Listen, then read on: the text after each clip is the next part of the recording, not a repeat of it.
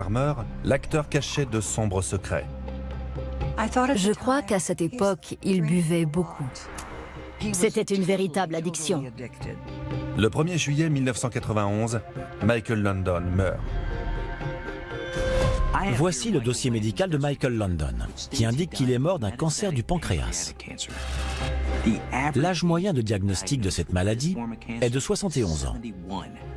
Michael London en avait seulement 54. Ce cancer est connu pour être particulièrement meurtrier, mais les patients peuvent vivre au moins 5 ans après le diagnostic. Michael London, qui était en bonne condition physique, en est mort en seulement 12 semaines. Je veux comprendre comment son cancer a pu se développer de manière aussi agressive et l'emporter si rapidement.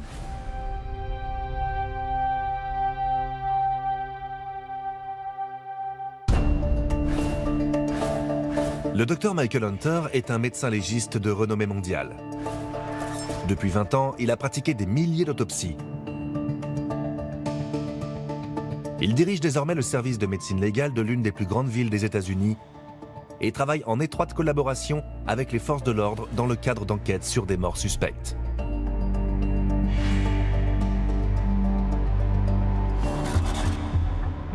En mars 1991, Michael London semblait être un cinquantenaire en bonne santé. Mais seulement 3 mois plus tard, il a succombé à un cancer du pancréas. En m'appuyant sur le dossier médical de Michael et sur les différents rapports, je vais essayer de comprendre comment la maladie a pu se développer et pourquoi elle l'a emporté si vite. 6 mars 1991, dans le complexe Great Western Forum à Los Angeles, en Californie. 4 mois avant sa mort, Michael London amène sa femme Cindy et ses 2 plus jeunes enfants, Sean et Jennifer, à la soirée d'ouverture du Grand Cirque de Moscou. Il avait fondé une grande famille.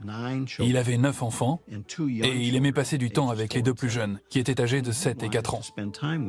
L'acteur avait déjà été marié 2 fois. Il avait 2 fils adoptifs avec l'actrice Dodie Levy-Fraser et une fille adoptive, ainsi que 4 enfants biologiques avec la mannequin Lynn Noé. La famille de Michael était incontestablement ce qu'il y avait de plus précieux dans sa vie. Il aimait ses enfants par-dessus tout. Michael est au sommet de sa carrière. Après avoir terminé sa 3e série à succès, Les Routes du Paradis, il est sur le point d'entamer une collaboration avec la chaîne CBS. Ils avaient déjà tourné un épisode pilote qui avait bien marché. Il était très enthousiaste à l'idée de ce nouveau projet. L'acteur cache pourtant des symptômes préoccupants. Il a perdu l'appétit et se sent anormalement fatigué. Michael aimait tellement Cindy qu'il ne voulait pas l'inquiéter avec ce qu'il considérait être insignifiant. Pour lui, ce n'était pas grave. Il n'y avait pas de raison de s'alarmer. Il a donc gardé ça pour lui. D'après les rapports médicaux, seulement 14 semaines avant sa mort, Michael London souffrait de douleurs à l'abdomen, d'une perte d'appétit et de poids, ainsi que d'une sensation anormale de ballonnement constant. Les médecins avaient alors diagnostiqué un ulcère gastrique et lui avaient prescrit des comprimés pour réduire le taux d'acidité de son estomac. Ces symptômes pouvaient également indiquer la présence d'un cancer du pancréas. Et si la maladie est prise en charge tardivement, elle peut être fatale. De son vrai nom, Eugene Maurice Horowitz, Michael naît à New York le 31 octobre 1936. Son père, Eli Horowitz, est directeur de cinéma et sa mère, Peggy O'Neill, est une ancienne actrice. Cette dernière souffre de troubles psychiques qui forcent Michael à grandir vite. Michael a eu une enfance très difficile. Sa mère était démente. Elle souffrait de dépression sévère. Elle était par exemple capable d'allumer le gaz et de mettre la tête dans le four sous les yeux de son fils. On avait l'impression que son père et ses sœurs avaient fini par s'habituer à ce genre de crise. Le pauvre Michael se retrouvait seul à essayer de sortir sa mère du four. Pour échapper à l'ambiance familiale pesante, le jeune Michael se réfugie dans le sport. La discipline dans laquelle Michael s'illustrait le plus était étonnamment le lancer de javelot. Il était capable de les lancer bien plus loin que bon nombre d'athlètes professionnels. À l'âge de 18 ans, Michael London obtient même une bourse d'études en sport auprès de l'Université de Californie du Sud. Une terrible blessure à l'épaule l'obligera à interrompre ses études au milieu de la première année. Cette blessure a eu en réalité un rôle décisif sur son parcours. Elle l'a amené à devenir la jeune vedette la plus adulée des États-Unis. Michael est repéré par hasard alors qu'il vient donner la réplique à un ami lors d'un casting. C'est finalement lui qui obtiendra le rôle. Michael faisait preuve d'une grande vitalité. Il débordait littéralement d'énergie. Elle émanait de son corps, de son visage, de ses yeux et probablement même de ses cheveux. Le jeune acteur trouve rapidement un agent et change son nom, Eugene Horowitz, pour adopter le pseudonyme Michael London. Il faisait preuve d'une détermination et d'une volonté absolument inébranlables. C'était un homme persévérant. Une fois décidé qu'il voulait devenir acteur, rien ne pouvait l'arrêter. Après avoir incarné des personnages secondaires à la télévision, Michael London obtient enfin le rôle principal dans un téléfilm d'horreur devenu culte. 3 années plus tard, il fait partie du casting de la célèbre série Bonanza et incarne le jeune Joe Cartwright aux côtés de l'actrice Ruth Lee. Michael n'était pas seulement beau garçon, il était profondément gentil. J'étais jeune et je l'adorais. Toutes les jeunes filles en tombaient amoureuses. La série Bonanza a été diffusée pendant 14 ans.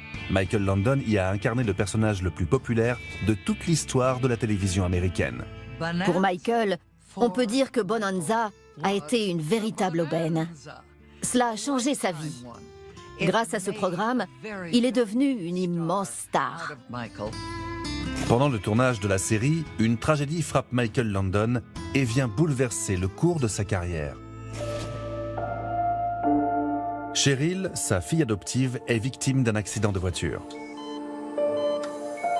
And the doctor told me that, as far as he was concerned, there was practically no chance at all for her. Everyone in the car was killed but her. Cheryl était dans un état critique. Michael a alors abandonné le tournage de Bonanza. Il est resté au chevet de sa fille pendant des semaines et des semaines. Michael London refuse de perdre espoir. Il avait juré devant Dieu que si ses prières étaient exaucées et que sa fille s'en sortait, il consacrerait le reste de sa carrière à réaliser des films inspirants. Des films qui véhiculeraient un message d'espoir et d'optimisme à toute la nation.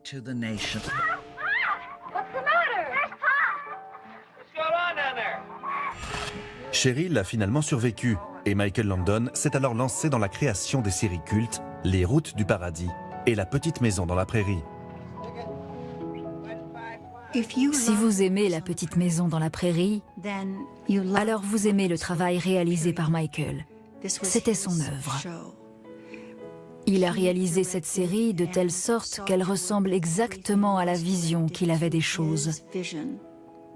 Il avait une conception très personnelle de la famille idéale. C'est ce qu'il a cherché à mettre en scène et à traduire à l'écran. Karen Grassel a incarné l'épouse du personnage préféré de Michael, Charlie Ingalls. Chaque femme que je croisais me demandait ce que cela faisait de l'embrasser. Il était indéniablement la coqueluche de toutes les femmes et de toutes les adolescentes de ce pays. Sa carrière a atteint un point culminant avec l'obtention de 4 Emmy Awards et d'un Golden Globe. Il avait su trouver sa place dans ce pays et à l'échelle internationale. Personne ne pourra le remplacer. 2 avril 1991 à Park City dans l'Utah. 3 mois avant la mort de Michael London. Michael est en vacances au ski avec sa famille. Soudain, une douleur intense à l'abdomen s'empare de lui. Michael s'est effondré tant la douleur était insupportable. C'était le signe que quelque chose de grave était en train de se produire.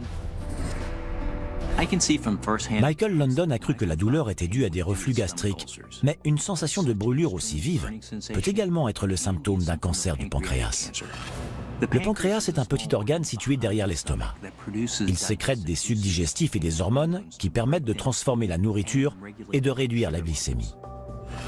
La présence de tumeurs peut affecter le faisceau de nerfs formant le plexus solaire au niveau du pancréas, entraînant des douleurs cuisantes, vives et lancinantes.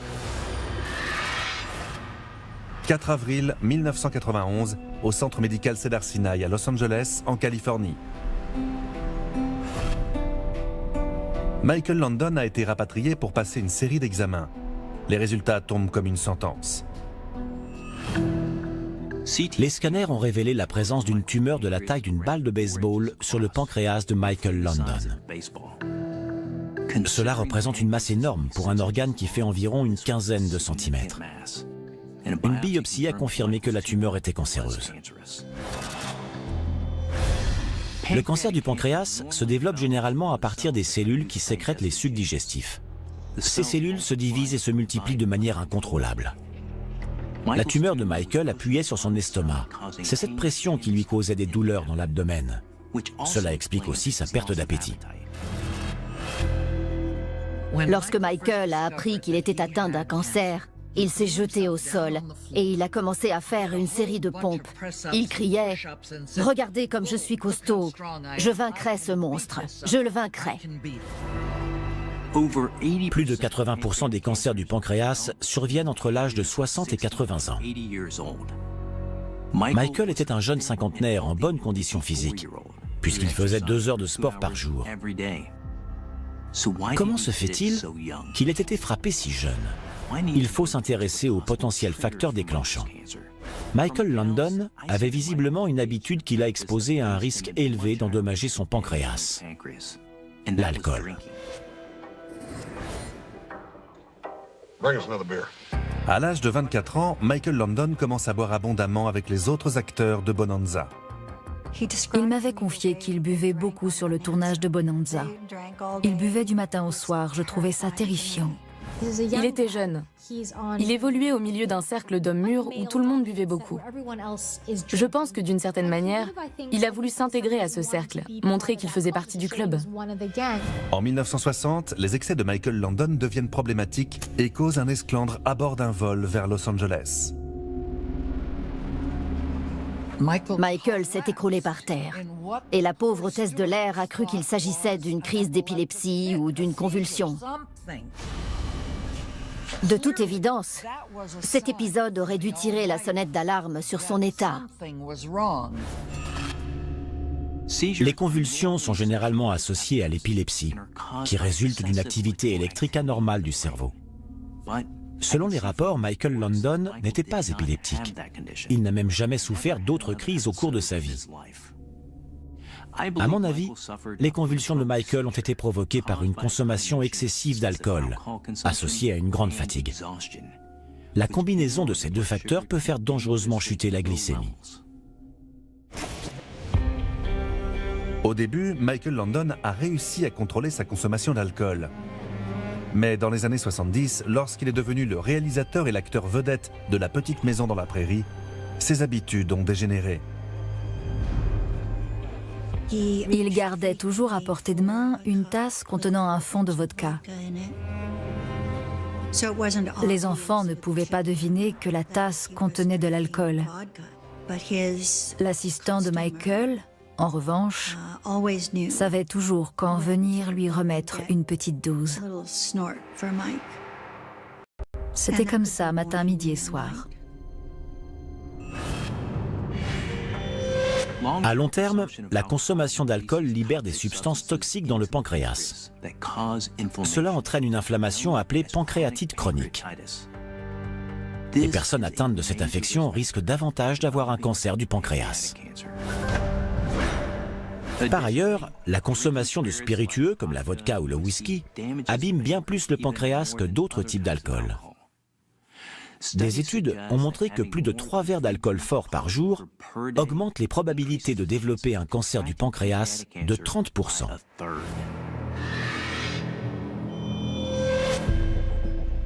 Son entourage pensait que Michael buvait un peu d'alcool pour faire face à la pression au travail. Il avait besoin de visionner ce qui avait été tourné la veille. Mais il fallait aussi qu'il soit sur le plateau de tournage de 7h30 à 18h30. Il arrivait donc à 5h le matin et travaillait toute la journée. Ensuite, il se réunissait parfois avec les scénaristes pour discuter. C'était un rythme infernal.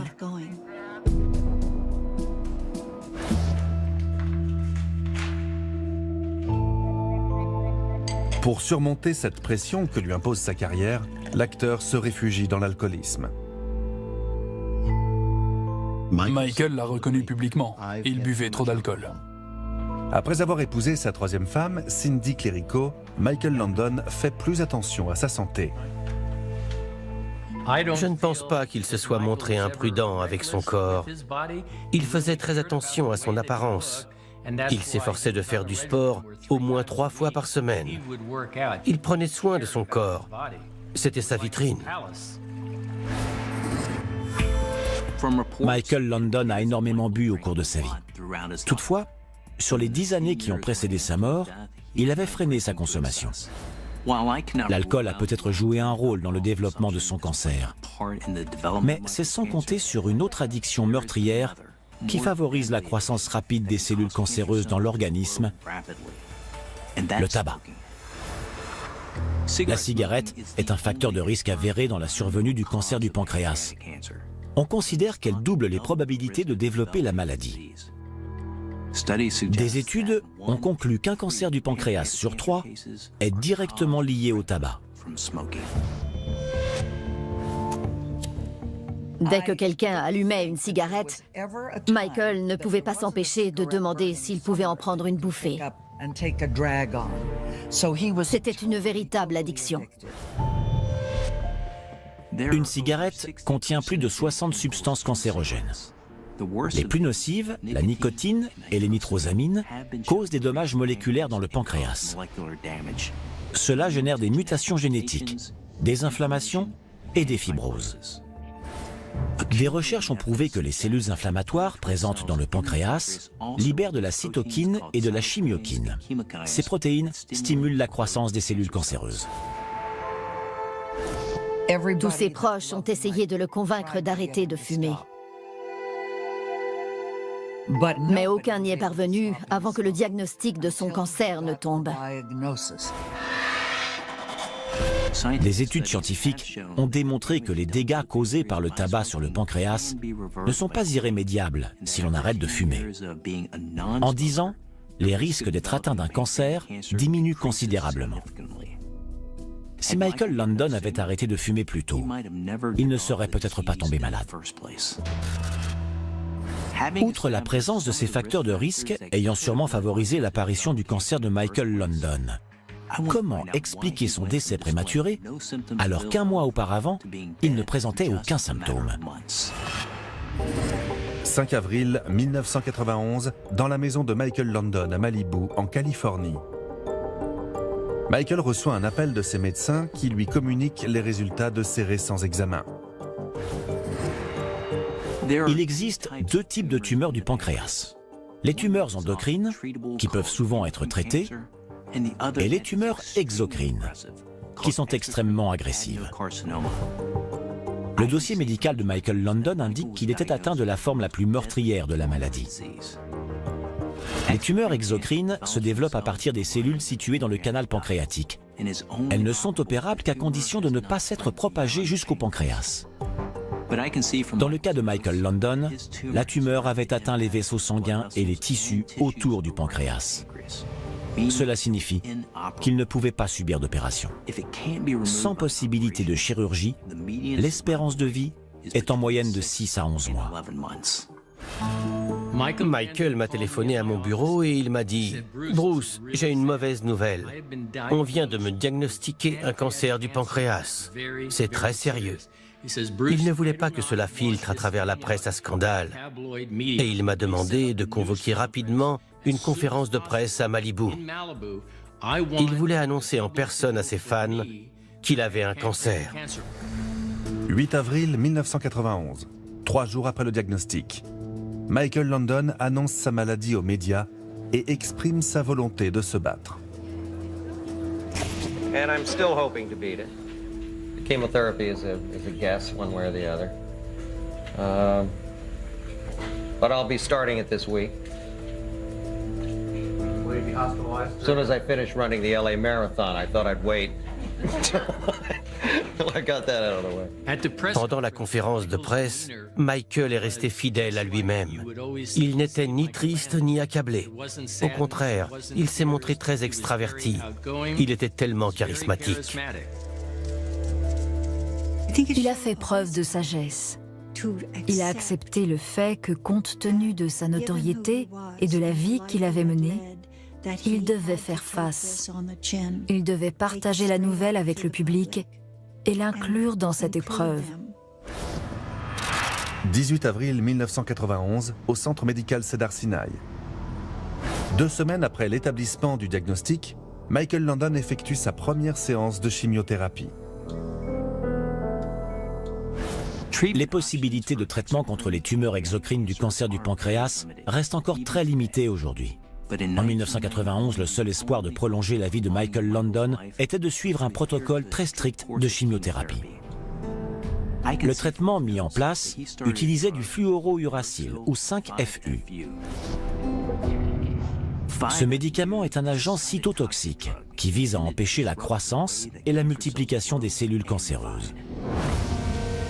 Mais Michael Landon n'est pas satisfait de cette solution. Michael était très opposé à la chimiothérapie. Il n'aimait pas l'idée que toutes ces substances chimiques soient injectées dans son corps. Après la première séance de chimiothérapie, l'acteur décide de tout arrêter. Et il ne supportait pas les effets secondaires de cette chimiothérapie standard. Donc il a décidé de chercher un autre traitement. En 1991, les effets secondaires des chimiothérapies étaient encore plus violents qu'ils ne le sont aujourd'hui. Ils pouvaient provoquer des infections, des nausées et des diarrhées, des problèmes cardiaques, des plaies à la bouche, une sécheresse extrême de la peau et la perte des cheveux. À cela s'ajoutait l'épuisement lié à la fréquence élevée des séances programmées. Le protocole prévoyait au moins 8 semaines de traitement à raison de 22 heures de soins hebdomadaires. Aujourd'hui encore, le 5-FU ne permet d'obtenir que des résultats limités. Certaines études affirment que seuls 13% des patients se montrent réceptifs à ce médicament.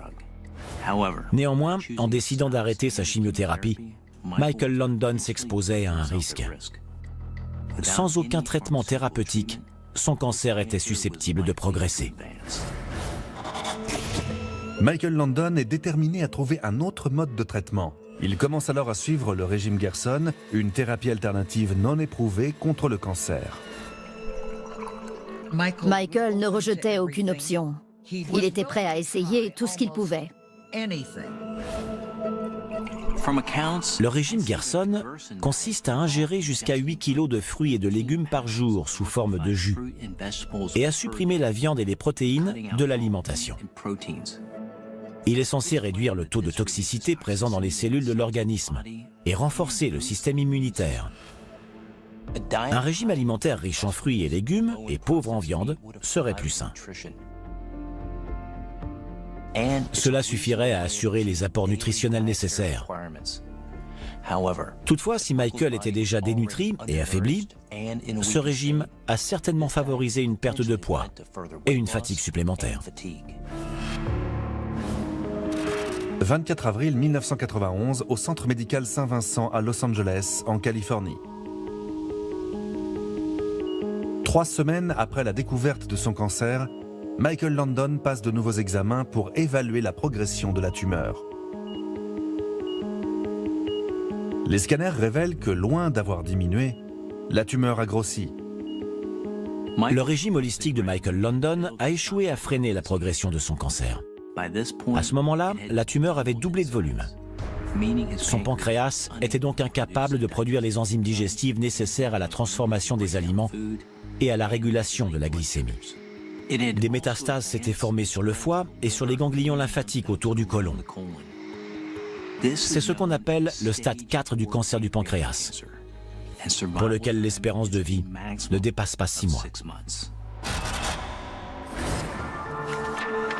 Michael Landon consulte alors un nouveau médecin, le docteur Cary Present, spécialisé dans les traitements de pointe contre le cancer. La première fois que j'ai rencontré Michael, il m'a donné l'impression d'être profondément abattu par son pronostic.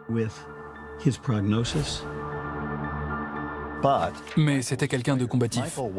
Il était prêt à faire tout ce qui était en son pouvoir pour s'en sortir. Le docteur Present propose alors à Michael une nouvelle forme ciblée de chimiothérapie développée par son laboratoire. La donorubicine est une boule microscopique de graisse chargée de produits chimiothérapiques standards.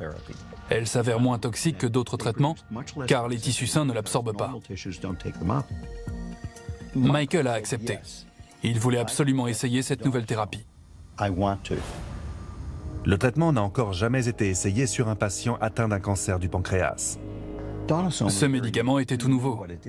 Nous savions ce qu'il provoquait chez les animaux, mais pas chez les êtres humains. Michael a été un des premiers patients à en prendre. Nous attendions tous avec angoisse de voir ce qui allait se passer.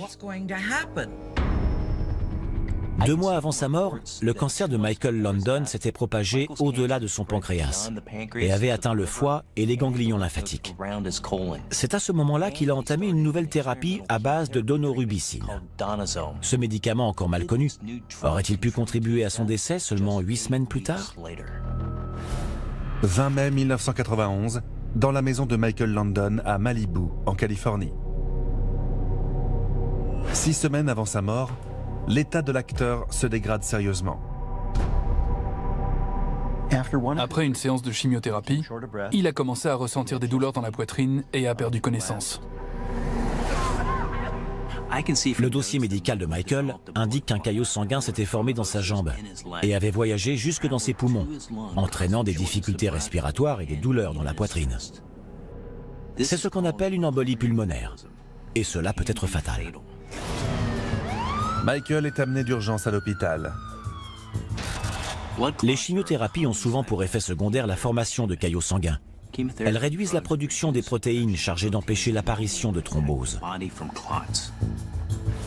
Le risque que ce type d'accident arrive est 4 fois plus élevé chez les patients souffrant du cancer du pancréas. Les tumeurs libèrent une grande quantité de substances dites procoagulantes qui agglomèrent le sang. D'après les rapports, les médecins ont immédiatement administré à Michael un médicament pour fluidifier son sang. Ils lui ont également posé un filtre de veine cave au niveau de l'aine. Nous ne voulions pas que les caillots sanguins entraînent des complications. Et il fallait donc les dissoudre pour ne pas aggraver l'état de Michael. Cindy reste au chevet de son mari et prie pour qu'il se remette vite. Je salue son courage. Elle est restée très forte. Elle a tenu bon pour Michael, pour elle, pour leur famille. Elle a énormément souffert.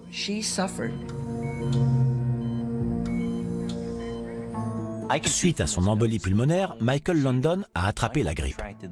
Son système immunitaire était très affaibli par le cancer en lui-même, mais également par sa nouvelle chimiothérapie, qui supprimait ses globules blancs de l'organisme, fragilisant ainsi ses défenses, pour lutter contre toute forme d'infection. 3 jours plus tard, le 24 mai, l'acteur est finalement autorisé à quitter l'hôpital en dépit de sa grippe. À sa sortie de l'hôpital, on se serait cru à la première d'un film. Il s'est comporté comme il l'avait toujours fait face aux médias. Il a souri et leur a adressé un signe de la main. 16 juin 1991, au Centre médical Saint-Vincent à Los Angeles, 2 semaines avant la mort de Michael London. Le docteur Present examine les derniers scanners passés par l'acteur. Ceux-ci révèlent que la 2e chimiothérapie a échoué. La tumeur s'est propagée et a presque entièrement envahi son foie. La dernière fois que j'ai vu Michael, c'était pour lui donner les résultats annonçant que son cancer s'était propagé. Cela signifiait que la chimiothérapie ne fonctionnait pas. Et Michael l'a très bien compris. Cette nouvelle l'a complètement bouleversé. Il savait qu'il était temps pour lui de prendre une décision difficile. Michael London décide d'arrêter les traitements et se prépare à mourir. Il ne voulait plus d'injections, plus d'aiguilles. Il voulait seulement rester auprès de sa famille et passer du temps avec les siens. Michael n'est pas du genre à laisser les autres décider à sa place, encore plus pour ces dernières heures. Il pèse le pour et le contre entre continuer une thérapie et profiter de ses derniers moments avec ses proches. Il choisit de privilégier sa famille et de lui consacrer tout le temps qui lui reste. Pour la première fois depuis le début de sa maladie, Michael Landon se retire de la vie publique. Il voulait passer le peu de temps qui lui restait auprès de ceux qu'il aimait. Et sûrement régler les dernières choses qu'il avait à mettre en ordre avant de partir. 24 juin 1991, dans la maison de Michael Landon, 7 jours avant sa mort. L'acteur est à peine capable de se nourrir et perd près d'1 kilo par jour. La perte d'appétit survient suite à une accumulation de liquide dans l'abdomen. La présence de cellules cancéreuses dans le foie augmente la pression autour des vaisseaux sanguins et fait remonter les fluides dans les membranes avoisinantes. Par ailleurs, le foie ne peut pas produire les protéines nécessaires à la coagulation du sang, ce qui favorise également la fuite de liquide dans la cavité abdominale. J'imagine combien cela a dû être éprouvant et douloureux de voir cette magnifique force de la nature qu'était Michael se décharner au point de ne plus peser qu'une 40aine de kilos. Nous savions que c'était imminent, car il devenait chaque jour de plus en plus faible. Cette dernière semaine a été un véritable cauchemar pour nous tous. 1er juillet, le jour du décès de Michael Landon. Sentant la fin approcher, l'acteur rassemble sa famille autour de lui. Je pense qu'en aucun cas, Michael n'aurait voulu qu'il en soit autrement. Tous ses proches étaient à son chevet. C'était magnifique.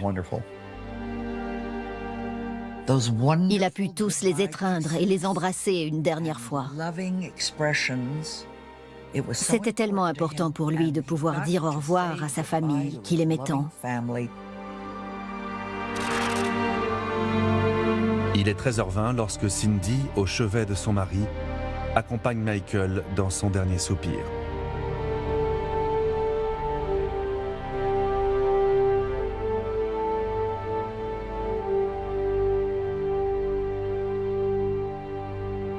It was less than 3 months ago that actor Michael Landon was diagnosed with inoperable liver and pancreatic cancer. Today, it took his life at the age of 54. Quand la nouvelle de son décès est tombée, j'étais en état de choc face à la rapidité avec laquelle il était parti. C'était déchirant d'apprendre qu'il nous avait quittés si vite. J'ai eu la sensation de prendre un coup de poing dans le ventre. J'étais complètement dévasté. Michael était bien plus qu'un collaborateur, c'était un ami. Malgré le stade avancé du cancer de Michael Landon, des accusations relatives à son traitement ont été lancées après sa mort. Une femme du nom de Charlotte Gerson racontait à qui voulait l'entendre que l'ensemble des traitements chimiothérapeutiques administrés à Michael par les médecins qui le suivaient était à l'origine de sa mort. Le père de Charlotte Gerson, le docteur Max Gerson, était le créateur du régime alimentaire que Michael avait suivi pendant sa thérapie. Sa fille prétendait donc que la chimiothérapie pouvait nuire aux patients qui, comme Michael Landon, souffraient d'un cancer du pancréas. Au vu du stade très avancé du cancer de Michael, les chances qu'un traitement se montre véritablement efficace restaient infimes. Mais les médecins pensaient sincèrement que cela valait la peine d'essayer une chimiothérapie. Les recherches du docteur Michael Hunter ont permis de découvrir un élément étonnant qui pourrait expliquer l'origine du cancer de Michael Landon. J'ai pu constater que 5 autres membres du casting de La Petite Maison dans la Prairie avaient été atteints d'un cancer. La série a été tournée à quelques kilomètres d'un laboratoire d'essais nucléaires. La zone est connue pour avoir enregistré une augmentation du nombre de cancers chez ses résidents.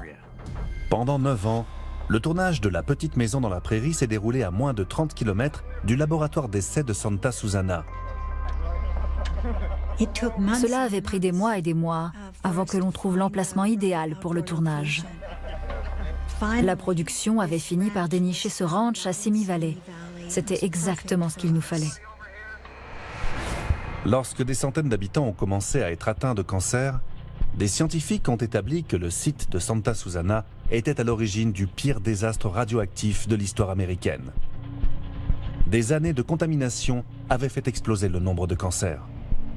Tonight, a new report is out about a nuclear accident here in the Southland almost 50 years ago. And it says the accident did have long-lasting health effects.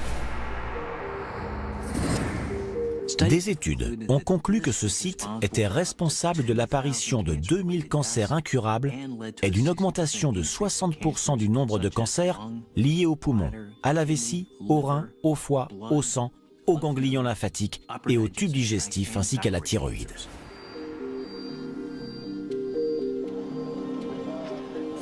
5 membres du casting de La Petite Maison dans la Prairie atteints d'un cancer. Le lieu du tournage, situé à proximité d'une centrale nucléaire radioactive. Il y a vraiment de quoi se demander si tout cela n'a pas un lien direct. Malgré la corrélation scientifiquement établie entre les radiations du site et l'augmentation du nombre de cancers, aucune preuve ne permet d'affirmer avec certitude que la maladie de Michael London ait été causée par sa proximité avec la zone irradiée. En revanche, d'autres éléments dans ses antécédents familiaux permettent d'obtenir une explication beaucoup plus probable sur l'origine de son cancer du pancréas. En examinant l'histoire familiale de Michael London, 2 détails révèlent des informations décisives pour comprendre les causes du cancer de l'acteur. Les cancers se forment lorsque l'ADN a été endommagé ou muté. La mutation des gènes peut être héréditaire. Le père de Michael London était d'origine juive ashkénaze. Les individus d'ascendance juive ashkénaze sont susceptibles de porter une copie défectueuse des gènes BRCA1 et 2. Cette mutation augmente jusqu'à 10 fois le risque d'apparition du cancer du sein, des ovaires, de la prostate et du pancréas. Du côté de sa famille maternelle, qui n'était pas d'origine juive, on comptait de nombreux antécédents de cancer du côlon. Le cancer du côlon fait partie d'une famille de cancers pouvant toucher le pancréas, le foie et l'estomac. Généralement, ils sont causés par un ensemble spécifique de mutations génétiques héréditaires. Ces mutations génétiques font partie de ce qu'on appelle le syndrome de Lynch. Il est tout à fait probable que Michael London ait hérité de ces mutations génétiques et qu'elles aient été à l'origine du développement de son cancer du pancréas. Malheureusement, Michael ne connaissait pas bien l'histoire de sa famille. Il était un peu coupé de ses racines. Aujourd'hui, on peut dépister ce syndrome très facilement. Une simple prise de sang ou un test salivaire suffisent à déterminer si un individu est porteur de ce gène. Si Michael London avait eu connaissance de ses antécédents familiaux et avait pu pratiquer un test pour détecter cette mutation génétique, sa vie aurait pu être sauvée. Malheureusement, le cancer de Michael a été diagnostiqué alors qu'il était déjà arrivé à un stade avancé. Il ne peut exister une seule et unique raison au développement d'un cancer du pancréas, mais la prédisposition génétique de Michael London a sans nul doute été un facteur décisif dans l'apparition de sa maladie. À cela s'ajoute le fait qu'il fumait et buvait énormément et qu'il travaillait dans un environnement sous pression. Enfin, son cancer a été diagnostiqué après que des métastases se soient propagées. Cela signifie qu'indépendamment des traitements, il avait peu de chances de s'en sortir. Après avoir établi les causes probables de l'apparition du cancer de Michael London, le Dr Hunter est désormais en mesure de déterminer les circonstances du décès de l'acteur. Il ne fait aucun doute que c'est un cancer métastasé du pancréas qui a tué Michael London le 1er juillet 1991. Mais je pense que c'est une insuffisance hépatique qui a causé sa mort. La tumeur de Michael obstruait ses voies biliaires, favorisant le reflux de la bile dans son foie. Par ailleurs, les cellules cancéreuses empêchaient son foie de fonctionner correctement. Cet organe est essentiel à de nombreuses fonctions vitales de l'organisme, notamment l'élimination des substances toxiques. L'insuffisance hépatique de Michael London a sûrement contribué à l'accumulation de toxines mortelles dans le sang, telles que l'ammoniac. Ces toxines ont sûrement contaminé de nombreux organes. Plus spécifiquement, des taux incroyablement élevés d'ammoniac ont sûrement endommagé son cerveau de manière irréversible. Donc, il a dû tomber dans le coma avant de rendre son dernier soupir.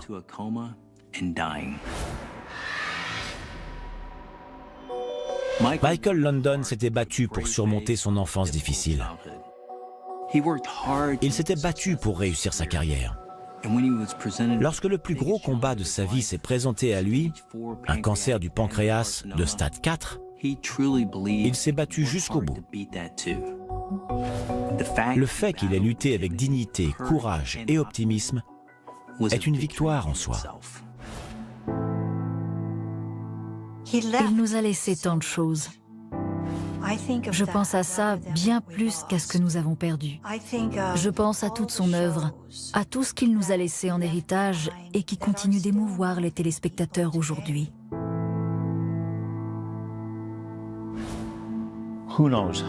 Qui sait combien d'autres grands moments de télévision il aurait pu nous offrir. Il nous a laissé un héritage énorme. Il ne faut pas être triste. Il faut au contraire se réjouir de tout ce que Michael nous a donné. I've just had a very lucky life. I've been very successful in this business and had a lot of fun doing it. I have a terrific family. I've been a lucky guy. Very lucky guy.